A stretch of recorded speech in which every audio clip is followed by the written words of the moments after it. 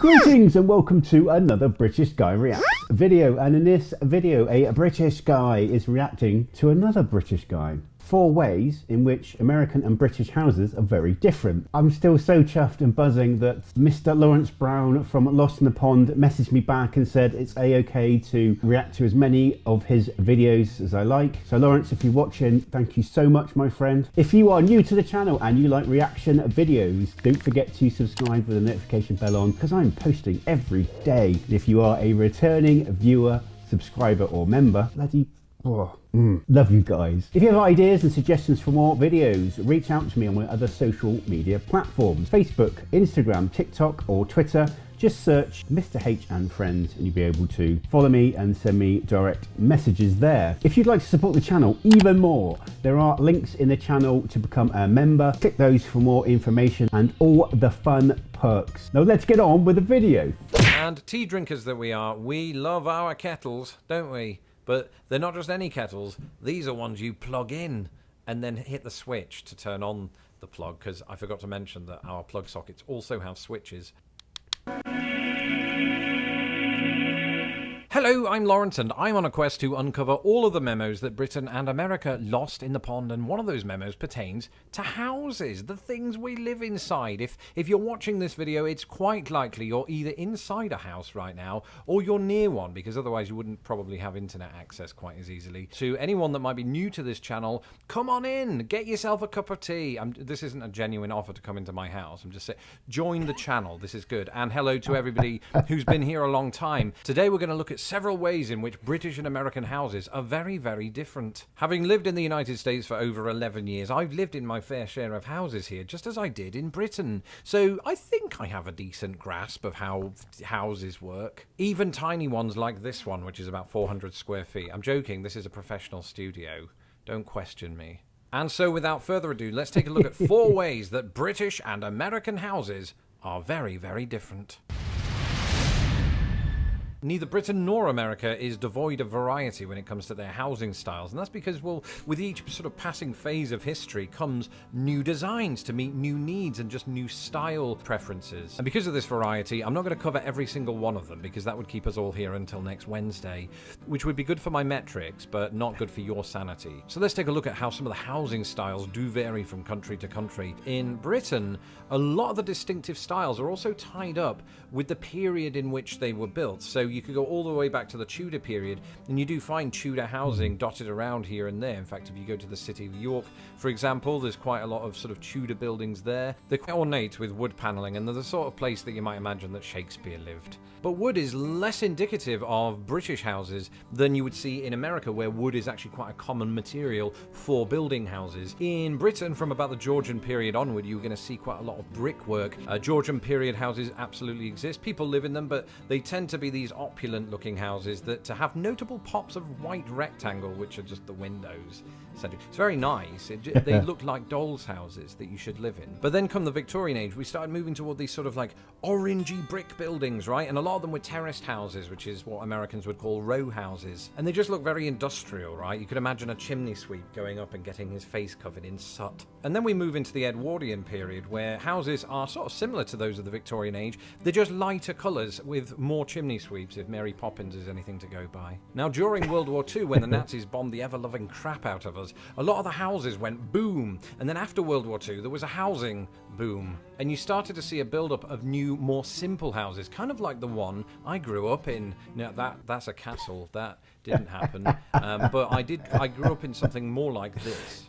That's not Laurence's actual house. Despite what fairy tales may suggest, most of us have never lived in a chocolate box house, but those do exist. A chocolate box house is the kind of house you might see in the Cotswolds, right? It's very quaint looking, it's got thatch roofing, and it looks like this. And if, like me, you're wondering why it's called a chocolate box house, yet it doesn't look edible, I've not heard of chocolate box house. It's back to the 1950s/60s, when chocolate boxes would have on their facade a kind of depiction of a beautiful English countryside. And these types of houses would often feature on said box. Now again, this is by no means an entire repository of British houses. Neither is the following an entire repository of American houses. It's just the more common ones that you will see when you are here. So Cape Cod houses, you know these types of houses, right? They're the ones with the wood paneling down the side. And I said a moment ago that, America makes good use of wood in this country because there's just so much of it. So many woodlands around the country, and it's a huge country from which to pull that resource, so they do, and it's cheap. But funnily enough, the Cape Cod style has its history with English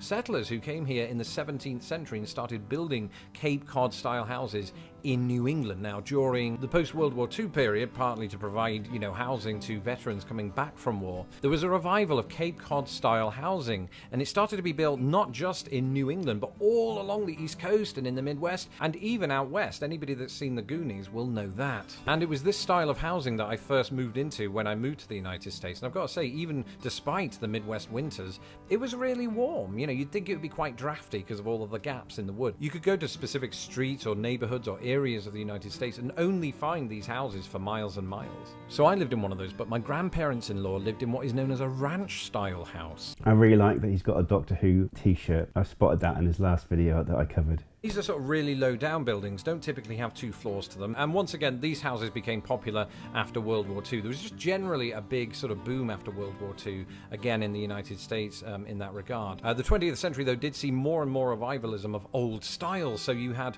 mock Tudor, or should I say revival Tudor, which more or less replicated the kind of Tudor buildings that you would see in England with some differences. And I've seen those types of buildings in Boston, for example. I've also seen them in Indiana. As well as that, the 20th century saw colonial revivalism, though most people don't live in those houses. Maybe one day when I get that grand piano, I'll think about it. And so that's an extremely basic and rudimentary breakdown of some of the different styles that you'll see in each country. But there's one big difference. Size. Between all of the houses in both countries, and it's this.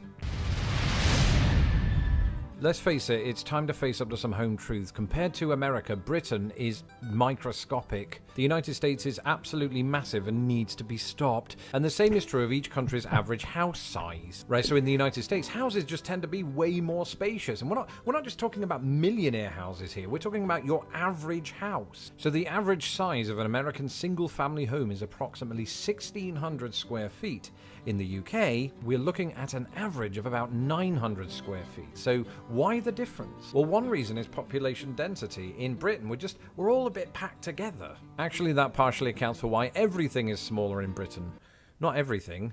Not the cups. But in America, there's just so much land, and relative to that land, so few people. So, make them as large as you want, and they do. They're huge. But also, a large majority of American houses are relatively new, meaning that they were able to benefit from, building methods and materials that other countries like Britain were not. And the post-war expansion of American highways meant that this was enhanced even more. Those materials could be moved around the country more easily, and of course, this ushered in a more grand housing development. Now, all size aside, try saying that after 10 tepid tequilas, things become subtly different once you're inside the houses of either country.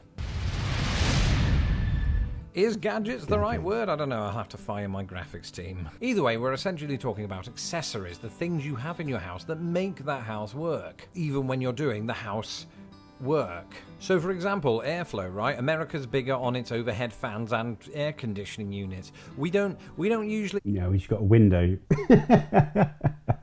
If it's hot, you need a bit of air in the room, right? Open the window. Use those. I mean, we like to punish ourselves, especially in the summer, but we can crack a window open and it doesn't get oppressively hot. Always. And so we've mostly been fine with this situation. It does mean that insects get in. So daddy longlegs will get in the house and mosquitoes, but it's a small price to pay for not having air conditioning. I actually quite like air conditioning now that I've lived in the US. Speaking of insects, you also don't see in Britain those insect screens that you put in the windows, hence why they're getting in. Yeah. In America, they're virtually in every house, but then again, in Britain, we don't have black widows or brown recluses or the types of mosquitoes that make your face go like this. So I can see why it's justified. I mean, you still get ants, or is that just me? Not sure how they get in, maybe cracks in the wall, or maybe through the plug sockets. The plug sockets, of course, are different in both countries too. In Britain, you have the 3-pronged outlets, and in America, you sometimes have 3, but occasionally tiny too, and they're smaller in America than they are in Britain. That's one of the few things about which you can say that. Separate taps, of course, for hot and cold water. Americans combine them all into one. Where's the logic in that?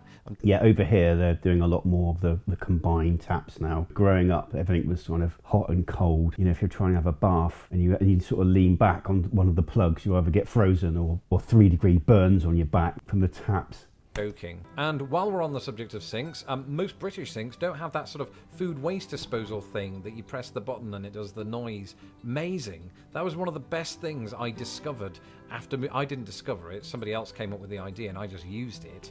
But it's amazing. It's just so pleasing to know that all of that gunk gets broken down, and just don't put your hamster in there. I've learned that lesson from someone else. I didn't do it, just read about it on Reddit. Yeah, they're really good, and they're always in like scary movies, aren't they? I'm a big fan of an American TV series called Supernatural. I've been watching it from day one, absolutely loved it, and they talk about ghosts and things like this, but there was a few episodes where a guy put his hand down, he unplugged it, was like, yeah, I've unplugged it, and you just know what's going to happen, and he's got his hand in there, it's like that, and it's just like, no, it's like, yeah, ooh. Anyway.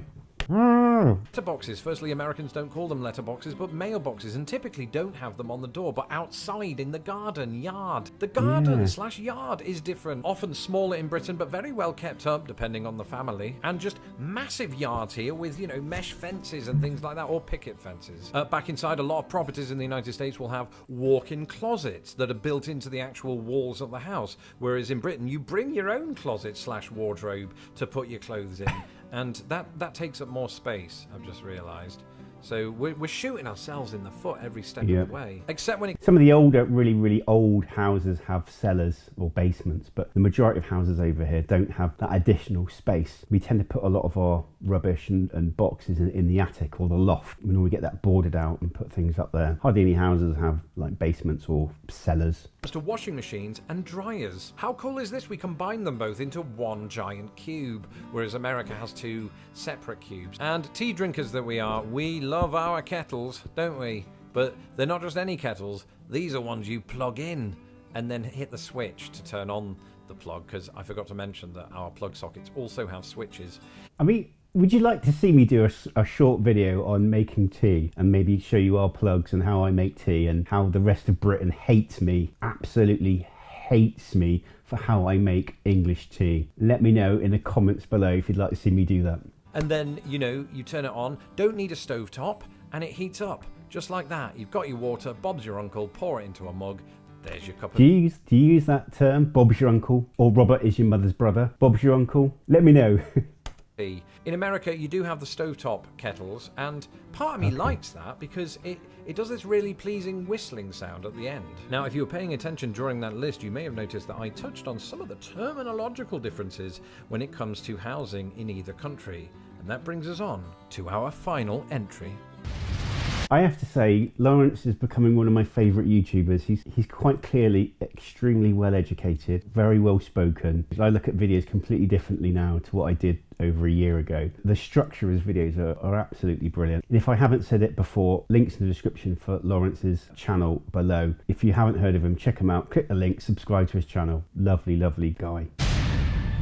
It wouldn't be Britain and America if they weren't two countries separated by a common language, and the same is true of the housing world. So let's finish with a rapid fire round looking at those very words. So here in Chicago, I live in a flat, except in America they don't call it flat, it's called an apartment. Something else that you'll find in America though are these condominiums or condos, if you don't fancy saying a word that has condom in it. And we do have those in Britain, they're usually called common hold properties. And I suppose most British people wouldn't go around using that term, whereas you actually hear the term condo quite a lot. It's been suggested to me that I move into a condo, and it sounds good. I mean, when I first heard the term, I thought it sounded like I might be moving onto a lakeside boat or something like that.